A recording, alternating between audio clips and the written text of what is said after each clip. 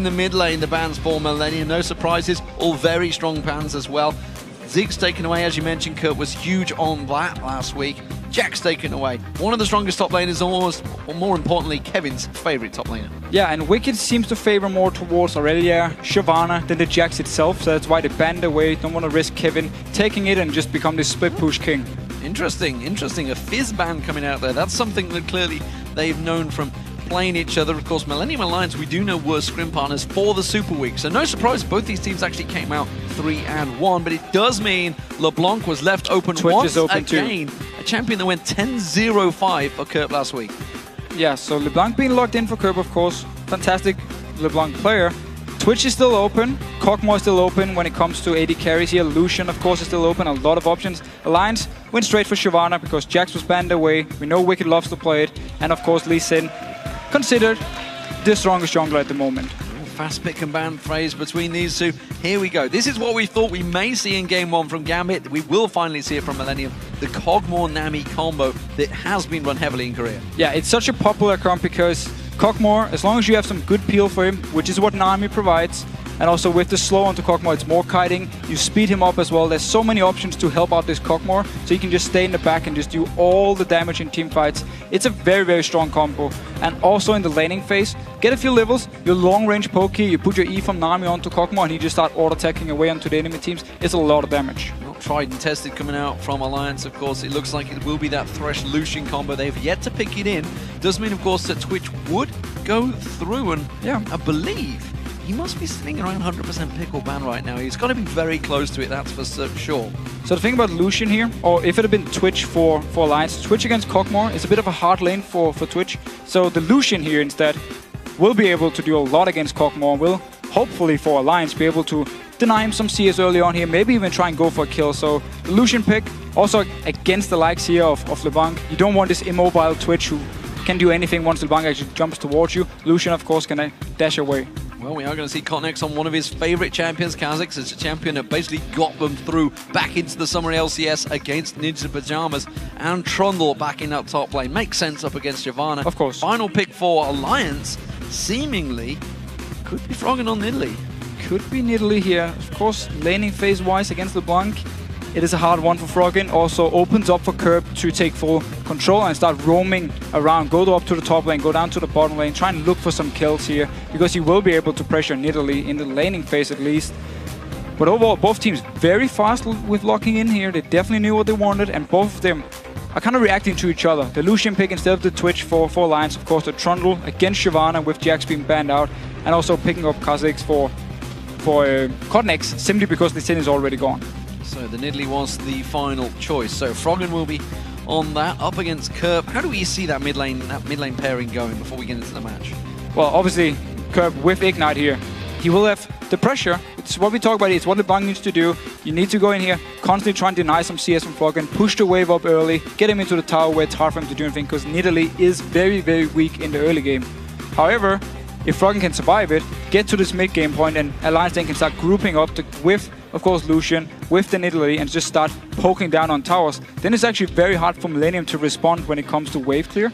Because first of all, Kog'Maw won't be able to instant clear a wave. Second of all, it's risky for LeBlanc to jump into the wave and clear it if members are around the tower here, because he needs to use the distortion to jump in and clear the wave here. So Alliance, if they survive here at the very first levels, can start grouping up and start poking down towers where the wave clear or lack of wave clear from Millenium could be a big issue for them. Well, we'll see how it goes, ladies and gentlemen, because the lineups are locked in. So, do you still think Alliance will win this match? Send us a tweet with hashtag MILWin or hashtag ALLWin. That's all win, of course, to @LOL Esports, and let us know how you think this will go. We'll check the numbers out in the game and see if your votes have changed. Remember, 67% of you voted for Alliance early on. We'll see if it swings. Can still keep it there. I mean, the comp from Alliance is pretty solid. It's a bit risky in some cases. Again, LeBlanc can get out of hand. Of course, Trundle will be able to beat Shyvana in the late game split push here. So there's definitely options for Millenium to just spread out and start split pushing different lanes, looking for kills with this LeBlanc, and just keep Kog'Maw in the middle in case something should happen. Well, here we go, ladies and gentlemen. Game 3 getting underway. Millenium versus Alliance, of course. Millenium will be starting out on the blue side.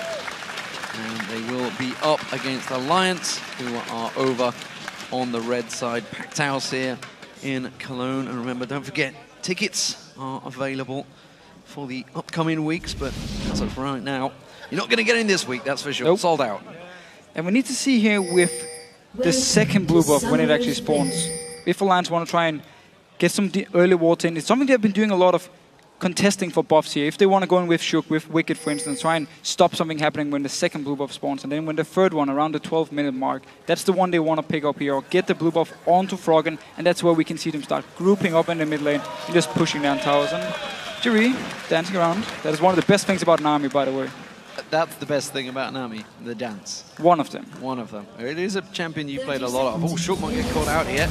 Is the... Oh, no, but it forces the flash early from the jungler. Yes, he got the flash away here. There was, of course, already ward being placed from Shook early on, so he couldn't actually spot them coming in, and he had to flash away.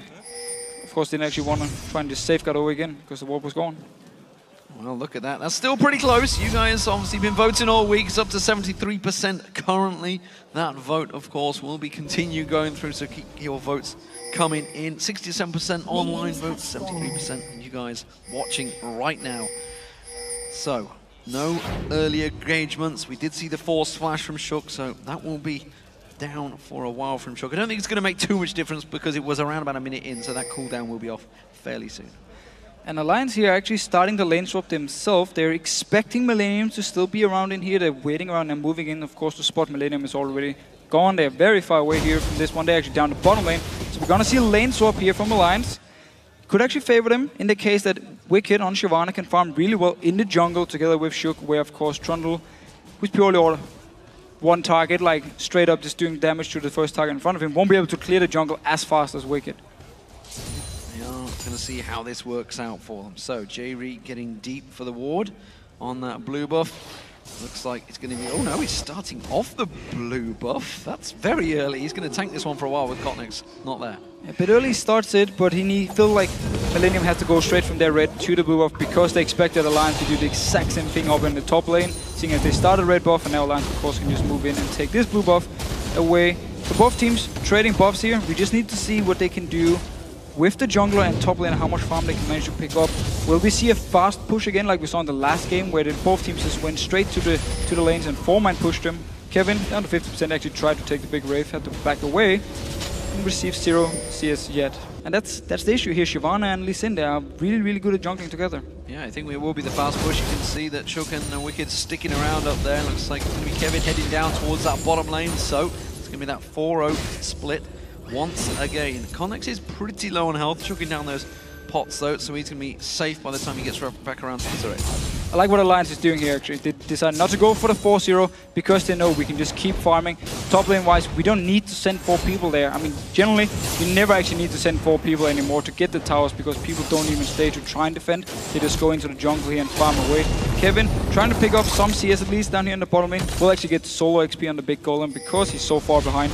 Wicked and Shook though, just keep farming away both of them. Very, very fast at playing here. Yeah, the buddy system working out well as the top laner. There we go, teleport. Where is Wicked going to? Let's see where he joins. He goes straight down towards that bottom, so perfect. That teleport is down. He'll cover off the tower for now and actually will get himself a big chunk of experience and farm. Yeah, this is so perfect for Wicked and Alliance here. He's already level 3, only level 1 on Kevin, and he's still trying to farm with Kotnix. Wicked getting a lot of XP, picking up some farm at least also in his bottom lane here. So perfect use of teleport for him. Still, the tower is going to take a lot of damage. Millenium can stay down the bottom lane with 2 members and just keep pushing on it. Well, Shook got spotted there. We do see Nif coming around. They're actually going to block them off. Nicely done there. That's going to force Millenium to have to go the long way around and keep that damage on the turret, more importantly. We need to see it. Basically just denying now Kevin from moving up here. They will get it. Didn't even touch the wave, so that is perfect. And now actually it's going to focus the first minion coming in here from Alliance. So that is beautiful done by Taps. It's now going to push actually towards Alliance as well. So explain to everyone why exactly not touching that lane there was so important. Well, basically, you want to make sure the wave is not pushing towards Millenium after you kill the tower here, because then Kevin can just freeze it and pick up a lot of easy farm. Now, as soon as he gets the minions to actually push towards the Alliance side, it forces Millenium to move multiple members to stop the freeze from happening. Otherwise, Taps will just stay here for the next 5 minutes and just free farm, and Kevin will be denied all the CS. Yeah, basically stops Kevin sitting down right by that bottom, the top inner turret, by farming away. Instead, Tabs and Nif are going to be happy to have that whole wave on their doorstep. And now they're just going to hold it there. You can see Nif, he's doing exactly what he needs to do. Yep. Tanking it up, making sure it stays exactly where it does. Doesn't go to the tower, so the tower's not getting hits on it. And they're just going to hold it, freeze it there nicely. The rest of the wave's going to come up. And that actually puts big problems for Kevin. So Kevin, of course, is going to get denied quite a lot. He needs to go back to the jungle with Cotnex here, unless Millenium can send another member up to the top lane to try and push the wave all the way out, or go down towards the dragon, because there are 2 members from Alliance in the top lane. Set up a dragon here, force something, at least get some global gold, or force Alliance into a bad team fight. And we should explain, obviously, the exact same is happening down the bottom lane. Creaton is doing the exact same thing down there. So both these teams playing very much identical right now. And they're actually also sending now Kevin and Cotnex back to the top lane. They want to try and push the wave out. Wicked, he just keeps jungling away because, again, as you just mentioned, bottom lane, no farm for him. Coming up to this top lane here. So we see Millenium, they can be in big trouble here because Wicked is coming in, 3 members from Alliance, only 2 from Millenium. We'll see if Nif manages to throw out that death sentence. Doesn't look like he's interested, whether that's poor communication, whether they just didn't feel it was enough. They simply wanted to bully him out. Froggen's going to get stunned out there. Kip's not going to follow through. That's because Shook was coming around the side, and actually he's keeping the aggression on J-Reed. Does manage to land the kick, gets it down, and that takes J-Reed very low. J-Reed didn't use his flash though. Knew he was going to stay alive. Exhaust also ready for him. Hook misses from Nif. Both him and Wicked being very aggressive. The Alliance in general doing everything they can to make sure Millenium can't break the freeze in top lane. And they're doing everything they can to keep the AD carries both completely farming. And looking at the 2, you can see it's actually pretty even between the 2 at the moment. It's sacrificing a lot of farm, though, for the 2 top laners. They basically just have to try and get what they can here, and we see them rotate around Kevin now in this mid lane. We talked about the lack of wave clear from LeBlanc. From Trundle, of course, he can't jump in with Distortion. That's why Alliance can now push this tower. Well, he does jump in, he could get flayed straight away. Oh, there it is! But just use it, there's the death sentence, hooks him in! And Shock follows straight through with a Sonic Wave. Nicely done. Gets caught out, but he's going to take the Lantern to freedom. And Curb couldn't have showed it anymore. That was a perfect example of why LeBlanc can just jump into wave clear, because again, Thresh was ready with the hook, with the flay, locks him down. Easy kill for Alliance. Now they're moving into the jungle to get some wards. Keep that pressure down. Red buff now being invaded by Alliance. We'll see whether they do manage to steal this one away. Cotnex, of course, is there with his smite if he can pull him into their greedy junglers. He does get it away, though. So nicely done. Cotnex hits and runs, gets out of there. They have the option now to go bottom lane and just stop this freeze, push the wave all the way into the tower, so it's going to kill the wave. It's actually already done freezing, so it's going to push up towards Alliance now, with a very big wave being built up by Creaton. Meanwhile, in the top lane, Tabs had give up pushing because he knew Kevin had held there for so long, he just shoved it into the tower quickly. Kevin needs to get to this tower very, very fast. Okay, he's going to teleport to it wisely enough. There's a big wave. He needed this farm here, otherwise he would fall even further behind. So he needed to use the teleport. Wicked saved his because he could just move from the mid lane down to the bottom lane and get all the farm here. And also, of course, the tower down the bottom lane from Alliance didn't get touched because Creaton was freezing the wave. And he's actually going to use that Dragon Descent just to keep all the farm up. And he manages to get the entire wave. That takes him to level 6, so he is just slightly ahead of Kevin for now. And now teleport for Alliance is up. Cooldown for Kevin here, so Wicked can go back to the top lane, do a one-on-one with Kevin. Alliance can then start the Dragon. Wicked can teleport down if needed. 5 members from Alliance, easy Dragon for them. Millenium won't be able to respond unless Kevin decides to run away from this top lane and just run all the way down to the Dragon. We'll see how it plays out right now. It is, you can see Alliance with their duo lane up against Milleniums down this bottom lane. Creaton finally going to go back and buy, get himself a bilge of water, cut this onto Cogmore, and of course a dagger coming in there with the boots. Cotnex just staying off the side at the moment, Cotnex, and making sure he's out of range, because as you predicted, they are very much going to go towards that dragon. For now, Millenium, they're not even moving forward, of course. There was no vision for them. The ping was there. Cogmore was far away. He was still running from the base. Wicked didn't have to use his teleport at all. Just an easy Dragon for Alliance. Really playing this early game beautifully. Very well worked so far. Actually, by both teams, in fairness, it's Alliance that have just managed to steal the march slightly on them in terms of gold and tactical prowess. Kerp looking to maybe try and make a play and sacrifice himself onto Wicked, see if they can pin him down. He's all on his own. It's a 2v1. But rest of Alliance are moving up here. Both Shook and Froggen is coming in. And will they actually... Ooh, backs away. Moving in fast, the spear not quite landing, but with the support of Shook, it was enough to force Millenium off the tower. We do have a pause.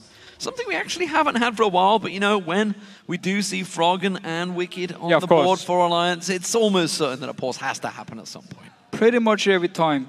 Credit to Froggen though, he's actually about 10 CS ahead in farm here over Curb on LeBlanc. Of course it helps him, the fact that Alliance had all the pressure around the mid lane, could then try and deny him some farm and then move in. Seems Creaton has some issues though. Creaton with the headset slightly off at the moment just so he can talk to the admin. I love the fact that he's giving this little signal. And actually what he meant was it's a mouse problem. I'm not sure how that means a mouse problem. But nevertheless, maybe he's just saying my teammates are crazy. I don't know what's going on, but as it is, my mouse is not working. Time to buy a new mouse. It's a good job, right? This is not Kerp in the mid. Because yeah, that would be a big issue. We'd need a global alert going out that anyone got a trackball. Are they still in manufacture? I don't think they can. I'm pretty sure he actually said there's no other trackball like the one he's using now. I mean, it's gone. It's dead. That's it. So once that's gone, I mean, what's he going to do? What is going to happen? Oh, who knows? I mean, it's a crucial... New mid laner for Millenium. I mean, there's really only one choice. That's it. He's done. He can't actually play with the mouse the same way he can. Anyway, we harp on about his trackball the whole time. Fantastic, fantastic stuff from both teams. Really high-level tactics coming out of these teams, which is something we haven't seen for quite a while in Europe. Yeah, I mean, it just shows at least the teams are learning and adapting here. Really started to practice again coming into this season, picking up on these new early game tactics we have seen in other regions, and it's great to see, especially Alliance, in my opinion, are the best team now in Europe at doing these early game rotations, doing these early game moves around and knowing when to freeze the lanes and when do we take advantage if the other team is freezing the lane. That's why we saw them as well moving into this mid lane because, Kog'Maw wasn't there, so there was LeBlanc left the wave clear, there was Kevin left the wave clear, and we saw Kerb when he tried to jump in and clear the wave.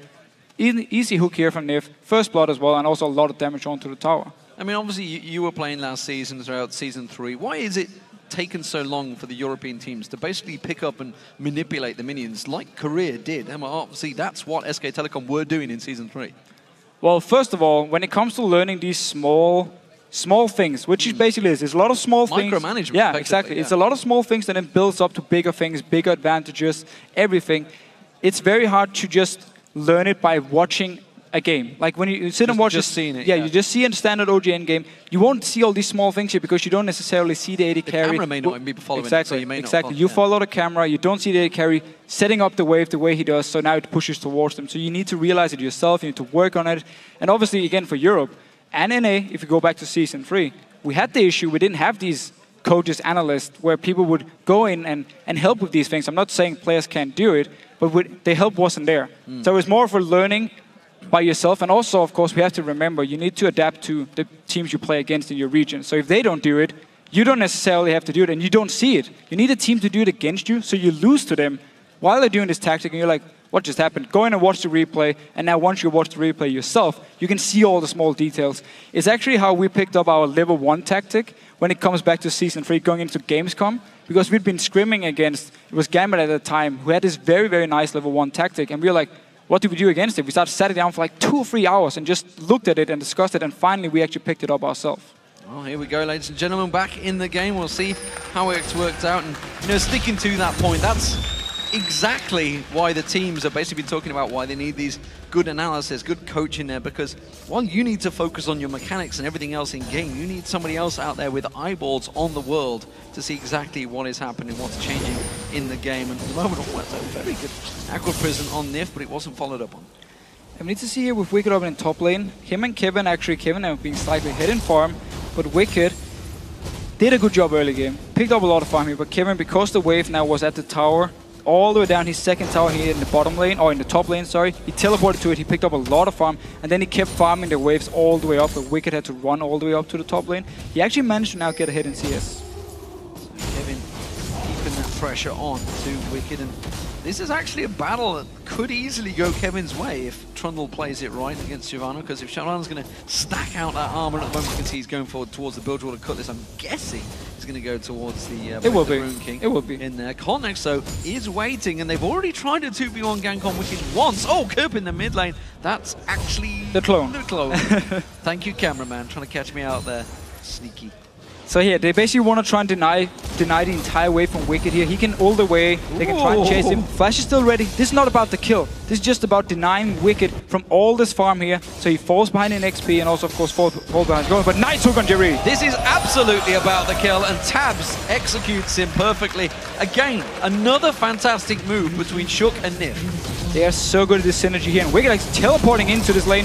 Kevin taking a lot of damage. Oh, he nearly took him down. He might get in the tower. Hits there. Oh. No, he gets away. The stealth mechanics and a great pillar of ice from Kevin stops him dead in his tracks. Wow, Wicked just teleporting in. His ulti was actually still up here when he joined in for the fight. And almost took them down. 2 members just escaping here. Beautiful move. And Alliance, because they killed Jiri in this bottom lane, can also take the tower. Just about pouncing back in. So close action so far, but it's Alliance with the lead, and it is building up very quickly, if I'm honest. It's a 5,000 gold lead, which seems strange where it's even come from. But again, as we talked about, just this little bit of micromanagement, this little bit of pressure all around the map has now built up to a 3-0 tower advantage. And of course the Dragon, the 2 kills, everything is going their way. Looking at the CS, you can see slightly in the favor of Alliance in every single lane. Yeah, only the top lane being even here, but for now, it doesn't actually matter for them. And Jiri, you're dead. Oh, Jiri caught out once again, and it's another double combo, this time Shook and his mid laner, and that means the red buff will be stolen away once again by Alliance. Of course, they took it away last time. Kotnex actually came in and Smite stole it back from them, but Alliance successfully invaded. Now, well, Kerp's going to be very tricky to pin down. They're going to put some damage down, and it's just going to force him out of the mid. But again, good move by Alliance. All the outer turrets are gone here from Millenium, so it opens up for Alliance to take the wards, move them a step further in, get vision in the jungle of Millenium without any risk of any tower spotting you out or anything. And now they're just pushing down this mid lane. Millenium there might want to try and set up for a flank here. Decides not to. Also because Alliance just backs away. Well, they didn't really have the minion wave with them. The Dragon's not up for 2 minutes, so it's the blue buff they're going to head back off and pick up. Wicked will back off, and that's going to leave Kevin some free time to hit on that tower. No teleport available, so he will manage to get a minion wave into it. Blue buff goes across to Kerp. Meanwhile, you can see Nif actually trying to set something up, and Creaton, I don't think he's happy with his mouse right now. I'm guessing it's Creaton once again. Yes, it is. You can see straight away the referee back to it. And he's also falling very far behind in CS now. There's also a very big wave for Taps down the bottom lane at the moment, so he's going to get even further ahead. Because Taps already with his Bloodthirster, stacking it up here. Really very, very strong start from Alliance. Very strong start, of course, also for Taps now. Coming into, if there's a dragon fight, Taps is going to be so strong. Well, that mouse situation is going to be replaced. You can see one of the referees bringing in a new mouse for him, and it takes obviously 2 people to change a mouse. Yeah, of course. One guy has to hold it, the other one plucks it out. That's exactly what you've got to do. They're going to walk away. They heard me. It's like, just going to screw you off, guys. I'm just going to leave you to it. So that mouse will get replaced. Hopefully, Creaton will be back in it. And of course, you know, talking of peripherals, this is maybe a big thing. If it's not a mouse that Creaton's used to, this is a big situation, because that is everything you have attached into this game. It is, and you're so used to just playing with the same style. It takes identical mouse. Oh man, that would be perfect then. or otherwise he will have an excuse in case they lose after the game. Yeah, it's the wrong mouse, man. I couldn't do anything. Yeah, I mean, it gives him a self-made excuse already, despite the fact he's 100 CS behind. So, at the moment, Alliance have that big advantage, a 5,000 gold lead at the moment, and this is really just simply the smallest mechanical differences that Alliance have used. It's not been big, flashy plays. You haven't needed to do that, despite the fact, of course, they got themselves 3 kills. But they're not big, flashy plays, and the way they've handled these opening lanes, they did the exact same thing as Fnatic. It worked even better against Fnatic because Fnatic didn't react properly. Yeah. At least Millenium kind of read the situation well. Millenium sent 2 members top, both Kevin and Kotnex, to try and push out the wave here, but because both Nif and Taps was there, they can actually hold them away here. And while, yes, all the minions died, for at least our Alliance minions died, but the minions from Millenium were still alive, so they just kept the freeze going. And then Wicked showed up top lane, forced them away, and from there on, that was the smart thing, because normally you don't want to leave a Kog'Maw to just freeze a lane down bottom. You don't want him free farming, just giving a lot of these farm here. So what the Alliance could have done was actually take their bottom lane, rotate it down bot here so they could push out the wave. Instead, though, they said, we don't care about him for now. because we want to take the mid tower, we want to push them away from the top lane as well and take full control of the jungle, and that's what they did, and it was a beautiful move into the mid lane, getting the tower down as well, and then get wards in, so they also pick up a kill, or a second kill on Jiri at the red buff. So back into the game, and hopefully that mouse is working properly. Of course, the players all bring their own peripherals here, so it's down to them really, whether they've got backups or not, whether their mouse breaks on. It can happen at any time, but at the moment, Kerb in the mid lane, maybe he's going to be a glimmer of hope. Of course, went 10-0-5 last time he got it onto LeBlanc. We need to see, for now he's falling quite far behind in CS actually. He's moving down his bottom lane, potentially trying to get a kill onto Taps, but he's going to be spotted out by at least some of the wards if he walks into the bush. The minions, of course, will see him as well. Taps very wisely, just staying all the way back. Don't want to take a chance as soon as Kerb moves away from this mid lane. Kreaton now in that mid lane. Got Jerry in support. Jerry himself got caught out twice. Got to make sure that doesn't happen again. Pushing quite deep in that lane, considering they didn't have a great deal of cover. But you can see good ward coverage from both of these teams around that river area. Dragon will be up in 30 seconds time, and there is a pink ward in there for Alliance, but not a lot of coverage from Millenium, and you can see Alliance taking even more of it away. And I don't think Millenium has the exact time on the Dragon, because there was no vision actually when the first one went down. So as long as Alliance can clear away instant vision around the Dragon, they might actually get a head start on it. Just a few seconds can be enough to pick it up before Millenium is in position. And you actually see now Millenium with 3 of their members in this mid lane, and now Kerb joining them as well. So for now, they're not moving towards the Dragon. Well, Wicked actually didn't follow through on that one, despite the fact Kevin was so very, very low. He simply just bullied him out the lane, forces him back, and that buys, of course, time for Alliance to go into that Dragon. Millenium, though, going to try and react to this one. Connex takes that spear straight to the face. They're going to go in towards the tower, but they're going to have Millenium coming in, Alliance coming in the side of them. Yeah, Wicked can also teleport behind him in case he wants to flank around. For now, he's just pushing it out. Kevin needs to go back and heal up before he can join in for a fight. So Alliance, they managed to defend the tower. Yeah, that was very well played by Wicked. Didn't get the kill. Oh, Kerb has got Wicked staying around the side. He's going to come in towards him. He can just distort himself away from that one.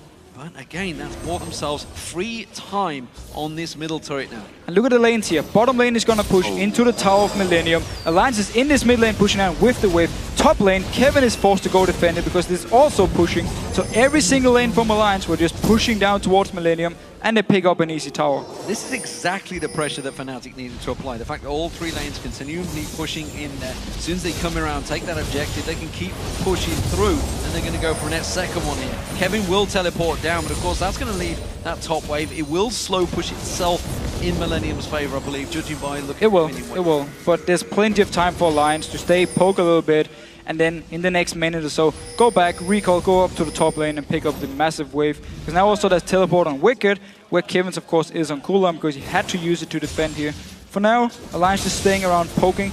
That was a lot of damage from Taps onto multiple members there. Yeah, and of course the big advantage here is the fact that Alliance do have those spears coming through. You just saw Kevin there. Kevin taking half his hit point damage from one single spear because while being the tank of the team, has not built tanky yet.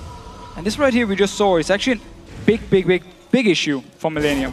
The main engage for them is either Kevin running in from the side with his teleport, Connex jumping in, starting something, or Jerry landing his tidal wave, landing a bubble to start a fight. He tried to use the tidal wave. On Nami, it's not the best engage. It's very easy to predict from the enemy team. It's very easy to just move out of it. It's slow moving, yeah, it's very, very slow, so it's not very good engage. Generally, it's either used as disengage or as follow-up, not the main engage here, so it's a big issue for Millenium. They can't really just start a fight.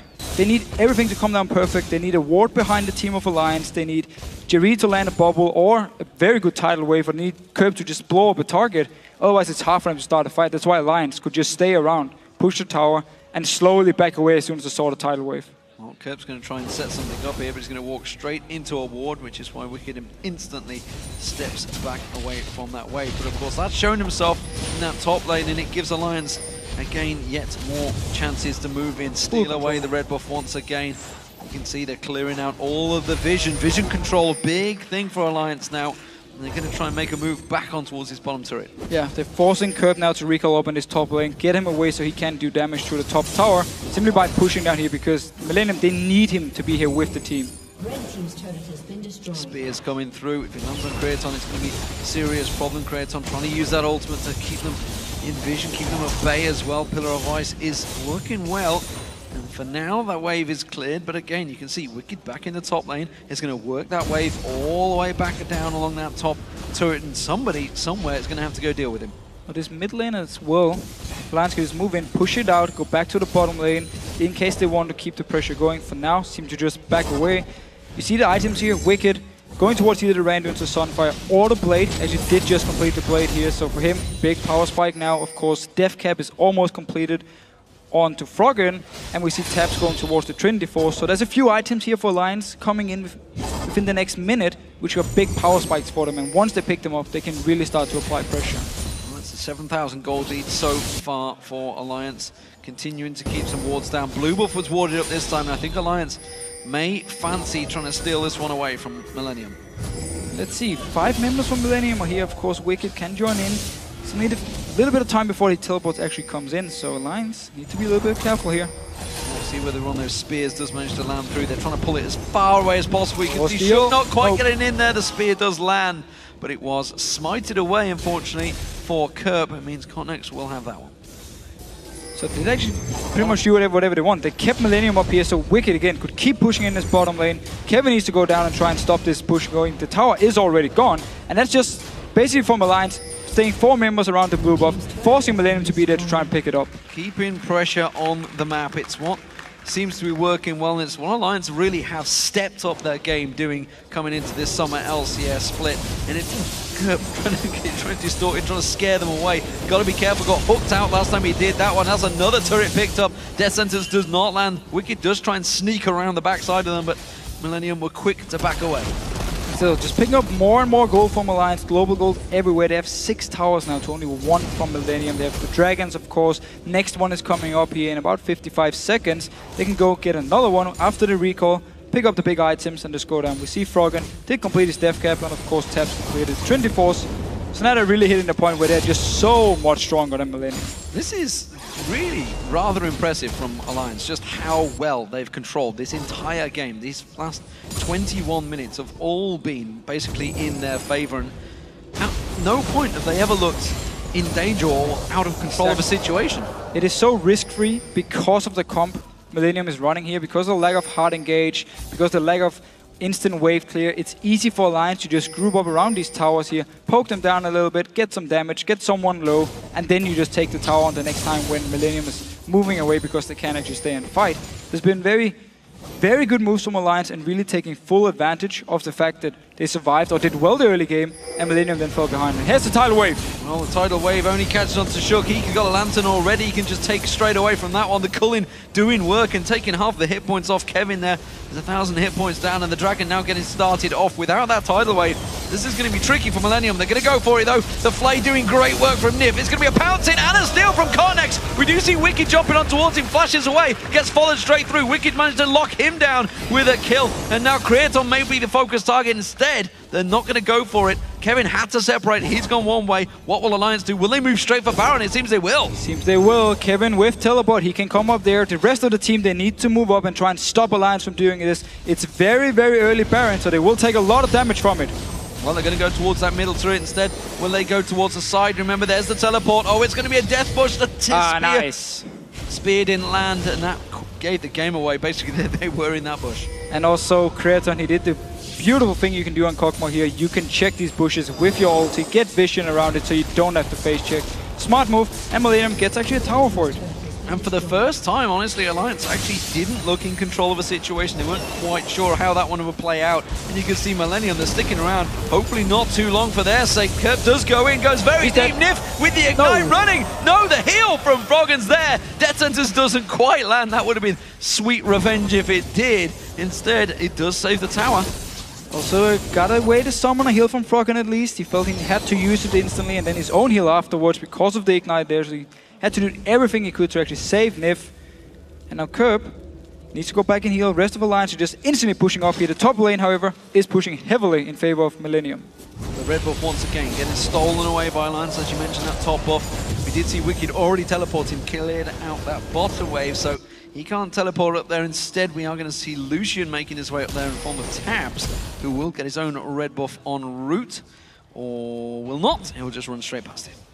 A bit of a messy fight here if we go back to the Dragon, of course. Ended up, yes, there was a kill for Alliance, but they lost the Dragon due to Cognex stealing it away.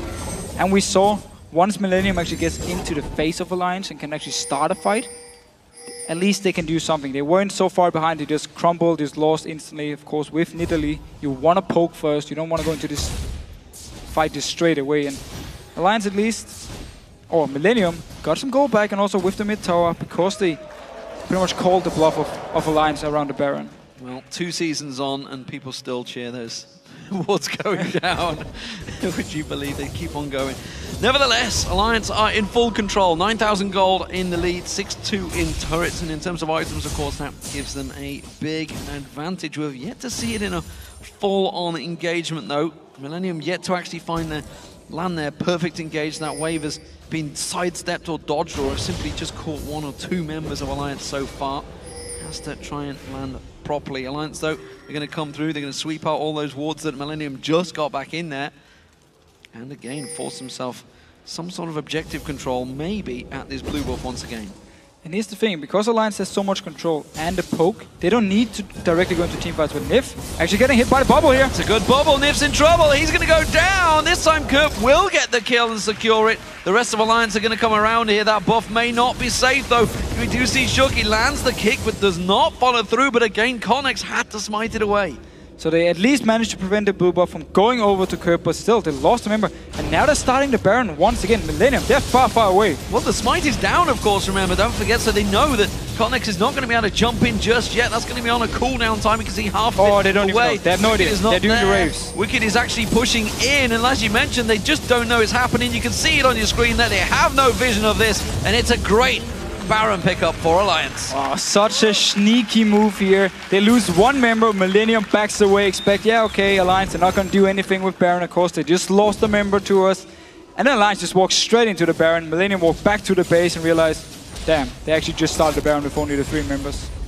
They took it down with ease as well, because they have that big advantage. So, 4 members of Alliance making the moves straight down to Wicked, who's pushing in that bottom wave, and maybe the inhibitor turret is going to be their next focus target. Should be at least top lane up here is going to push for Alliance. Mid lane, of course, is already into the tower, so at least Kreasan can clear this wave out and get it pushing towards. So Froggen staying around here, actually going to join with the team. And now we can just see the best thing Nidalee can do. Just stay back with the Baron buff, poke away, you take some damage to heal it up, and whoa!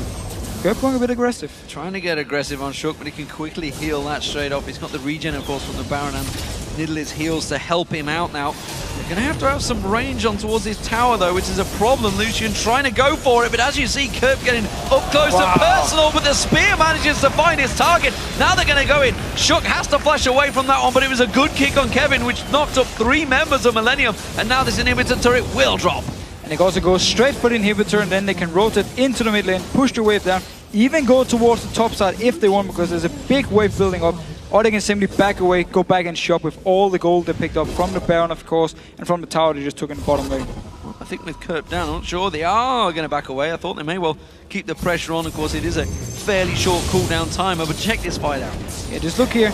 It's actually Nif landing hook onto Kevin, and Kerp took a lot of damage when he jumped in, and then the spear coming. Oh, he's just between him and the clone. Going down for it. We see actually pretty good disengage from Jerry with the tidal wave. Using it correctly here, because finally you could actually use it as you're supposed to do it. Still, it's not enough. Kerp already died. Baron buff onto Alliance. They can take the tower, take the inhibitor. So, 15 seconds for the next Dragon. Alliance already making moves towards it. That will go their way, and it's going to keep massive objective gold going in their favor. Already 11,000 gold lead, 7-2 up in turrets, and now, of course, with that bottom lane inhibitor down, super minions pushing in there, which is why Kevin is fighting desperately to keep them away. And speaking of these top laners, we mentioned it right at the start, how they're really going to struggle in terms of gold, in terms of farm, in terms of items. You can see, looking at Kevin, he's only got the Randian Zone, he's got the Bilgewater Cutlass, but not a lot else. And while he actually went even in farm, Wick needs to be careful here. They're going for him. Oh, it's going to be tricky to take down. He's very tanky, and it just flashes on through and walks away with that burnout running.